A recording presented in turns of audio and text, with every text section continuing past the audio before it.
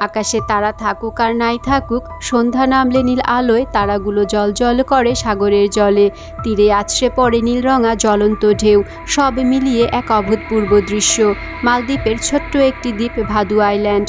দ্বীপ সংলগ্ন এই সমুদ্রের তীরটি গ্লোয়িং আইল্যান্ড নামেই অধিক পরিচিত। অনেকে আবার এটিকে লাইটিং কোস্ট অফ মালদ্বীপস বলেও চেনে। এখানে রাত নামে বিস্ময় নিয়ে জলে ভাসা তারা দেখতে এই দ্বীপে ছুটে যান পর্যটকরা। দ্বীপটি দিনের আলোয় একরকম, রাতে অন্যরকম। স্বচ্ছ নীল পানি ও শ্বাসরুদ্ধকর প্রাকৃতিক সৌন্দর্যের জন্য ভাদু আইল্যান্ডের পরিচিতি ব্যাপক। প্রবাল প্রাচীরে ঘেরা সমস্ত হ্রদ জুড়ে প্রতিটি ঢেউ যেন এক একটি নীল আলোকছটা। প্রকৃতি তার অপরূপ রূপ যেন ঢেলে দিয়েছে এ মালদ্বীপে।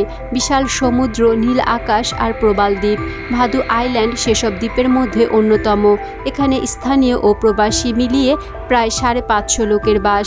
এখানে যেতে হলে রাজধানী মালে থেকে 194 কিলোমিটার পথ পাড়ি দিতে হয়। দ্বীপটির দৈর্ঘ্য মাত্র 1.4 কিলোমিটার ও প্রস্থ 0.4 কিলোমিটার। দেশটিতে আছে আরও অসংখ্য দ্বীপ। ভারত মহাসাগরের এসব দ্বীপ নিয়েই মালদ্বীপ। দেশটিতে আছে 26টি লেগুন ঘেরা প্রবাল দ্বীপ, এগুলোকে বলা হয় অ্যাটল। আরও আছে 1192টি ছোট ছোট দ্বীপ।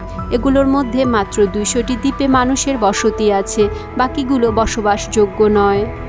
রাতের বেলা যখন ভাদু দ্বীপের তীরে আছড়ে পড়ে সাগরের ঢেউ, তখন মনে হয় যেন আকাশের তারাগুলো সব নেমে এসেছে ভাদু দ্বীপের তীরে।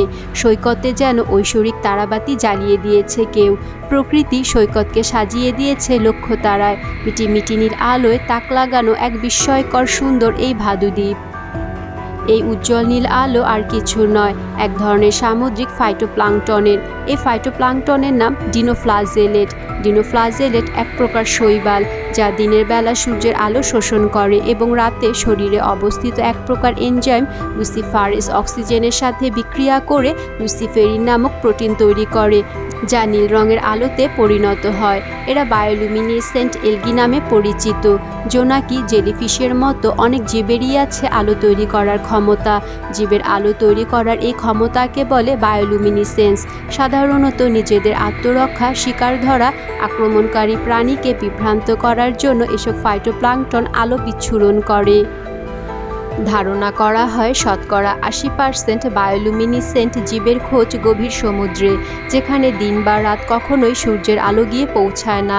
সেখানকার জীবেরা এই বায়োলুমিনেসেন্টের কারণেই চারপাশ দেখতে পারে। তবে বায়োলুমিনেসেন্ট প্লাঙ্কটনের উপস্থিতি কয়েকটি বিষয়ের উপর নির্ভরশীল। এগুলোর মধ্যে আছে পানির তাপমাত্রা, লবণাক্ততা, ঢেউ, পুষ্টিমাত্রা ইত্যাদি। ডিনোফ্লাজেলেটদের নীল আলো খুব প্রশান্তিদায়ক মনে হলেও এদের খুব বন্ধুভাবাপন্ন বলা যাবে না। কিছু কিছু ডিনোফ্লাজেলেট মানুষ, মাছ সহ বিভিন্ন প্রাণীদের জন্য ক্ষতিকারক বিষাক্ত পদার্থ উৎপাদন করে। আরেকটি মজার ব্যাপার আছে এই নীল আলোর। অন্য প্রাণীরা এই জলজলে প্লাঙ্কটন খেয়েও অনেক সময় বিপদে পড়ে, কারণ এটা অন্য প্রাণীর শরীরে গিয়েও জ্বলতে পারে। তখন সেই আলো আবার আরও বড় শিকারী জলজ প্রাণীদের আকৃষ্ট করে। তবে এই সৌন্দর্য উপভোগ করার জন্য সঠিক সময়ে সঠিক জায়গা থাকাটা জরুরি। চাঁদের আলো নেই এমন রাতে এই আলো বেশি চোখে পড়ে সাগরে। গ্রীষ্মের শেষ থেকে বছরের শেষ সময় পর্যন্ত এটি দেখার সম্ভাবনা বাড়ে, যদিও তখন এমন দৃশ্য দেখা যাবে তা নিশ্চিত করে বলা যায় না। এই চমকপ্রদ দৃশ্যটি পুরোপুরি উপভোগ করার জন্য একটু ভাগ্যের প্রয়োজন। মালদ্বীপের ভাদু দ্বীপ ইউরোপ, আমেরিকা সহ এশিয়ার ভ্রমণ পিপাসুদের জন্য এক স্বর্গরাজ্য। তবে শুধু মালদ্বীপের ভাদু দ্বীপ নয়, ক্যালিফোর্নিয়ার লিউকাডিয়া উপকূলেও জোয়ারের সময় ঢেউয়ের আলোর খেলা দেখা যায়। এছাড়া ভারতের লাক্ষাদ্বীপের উপকূলে ও পুয়ের্তো রিকোর মস্কুইটো উপসাগরে দেখা যায় জলজলে এই তারার মেলা। এমনকি সাগরের যে কোনো জায়গায় এর দেখা মিলতে পারে।